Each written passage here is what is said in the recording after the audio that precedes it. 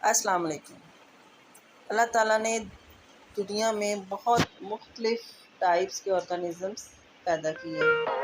उन तमाम जानदारों को समझना, स्टडी करना इंसान के बस की बात नहीं है। तो आसानी के लिए, उनको समझने के लिए साइंसदानों ने जानदारों को ग्रुप्स में डिवाइड कर दिया है, ताकि उनको समझने में और उनको स्टडी करने में आसानी हो सके।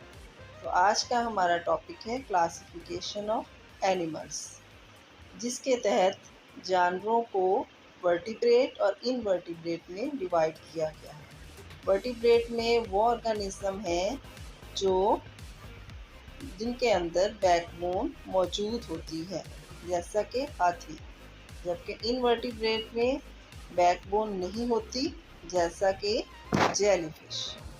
एनिमल ग्रुप्स के जो मेन ग्रुप्स हैं वो हैं वर्टिब्रेट्स और इनवर्टिब्रेट्स। लेकिन अपनी आसानी के लिए और एनिमल्स को स्टडी करने के लिए हमने इनके मज़ीद ग्रुप्स बना दिए हैं, जैसा कि वर्टिब्रेट्स में शामिल है मैमल्स, बर्ड्स, रेप्टाइल्स, एम्फीबियंस और फिश।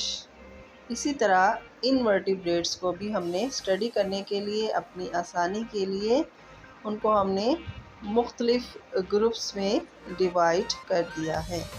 जैसा कि सबसे फर्स्ट ग्रुप जो कि इनवर्टिब्रेट का है, मोलस्क, आर्थ्रोपोड्स, वर्म्स, नाइडेरियंस, काइनोडर्म्स और सबसे आखिर में स्पॉन्जिस हैं।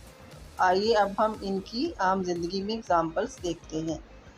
वर्टिब्रेट जैसे कि नज़र आ रहा है, ये मैमल्स हैं, बर्ड्स हैं, एम्फीबियंस हैं और फिशेस वर्टिब्रेट्स के एग्जांपल्स हैं। इसी तरह इनवर्टिब्रेट्स में ये सबसे पहले नज़र आ रहे हैं स्नेल,